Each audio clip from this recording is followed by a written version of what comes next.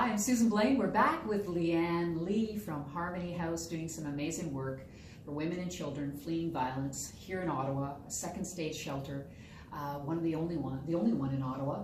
And Leanne's been working for 14 years with Harmony House, but 24 years dedicating her career to helping women and children who fled violence. And one of the things that motivates you the most are those success stories. For sure. And you have one. We're going to do. call her Sarah. Is that all right? We'll call her Sure. Sarah, and Indeed. she's a mother of 4. Tell us about her story. So I first met Sarah. She was actually incarcerated at the Ottawa Carleton Detention Centre. And as you mentioned earlier, I do some work out there around creating awareness of the issue of violence against women and trying to find ways to reduce the negative consequences for those women who are incarcerated. And so I met Sarah out there, and in fact one of the correctional officers prompted me to by approaching me and saying, look, I really think you should try and connect with her because she doesn't belong here.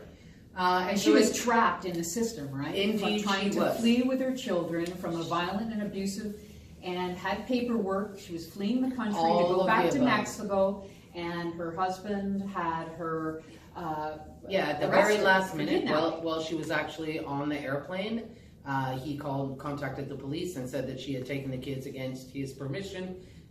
So she was false. She was arrested and charged with kidnapping her own children, even though she had the documentation that would allow her to leave the country with the children. So she was trapped in the system. Very much so. And one of the things that we were able to do was to get her connected with a good lawyer who was able to get her out on bail. And once she was out on bail, she was able to come to Harmony House. Meanwhile, the children had been apprehended and returned to their father.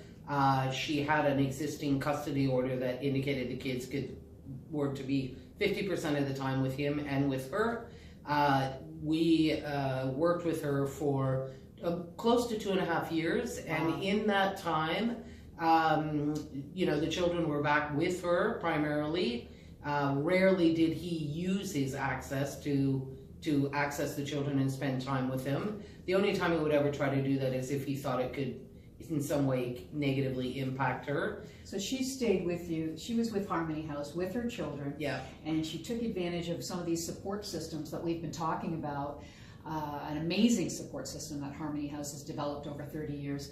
And she utilized that, and you say she's a real firecracker, a real go-getter. She is. She's very committed. She's dedicated. She's an awesome mother. And one of the things that she very much wants to do is to enter the workforce in a meaningful way and care for her children. And so she's decided to go back to school, and she's almost completing her first year of a child and youth worker program at Algonquin College. So those are some of the successes that we experience vicariously through the women at Harmony House who are there to do the work and then go on to leave happy, healthy, productive lives that are free from violence. And now we have a next generation of children who are also, learning that life doesn't have to be the way it was, and that we can all prosper and you're helping them break the patterns, break the cycle, for sure. Break free from the cycle. And that must be, is that what motivates you? Is that what keeps you going? It is absolutely what feeds my soul. When I go to bed at night and I can reflect on the kind of interactions that I've had with women and feel very privileged to be able to be part of that journey with them. And again, it is about remembering and knowing that women are the experts of their experiences. Yeah, and they've got to do the work. You're do. Providing them the tools. It's the old, you can bring a horse to water, but you can't make Absolutely. it drink. You're providing the tools, and they're doing it themselves. They're doing the work. And, we talked about earlier, learning more information about the work that Harmony House does in the community, to go to harmonyhousews.com and learn of all the different ways that you can help. And there are ways you can donate, of course. And, Absolutely. And donations are critical to keep this going and to build on it and to help more people. But you talk about awareness too. Some of the movements out there, the Me Too, the Enough is Enough, men supporting women, women supporting women. Yeah, and I believe certainly movements like the Me Too movement have created a conversation in the wider society that I think has increased the awareness of the issue. I think that for so long, the issue of violence against women, whether it be physical violence or sexual violence or verbal violence, has always been a so-called private matter, right? It's all happening behind closed doors.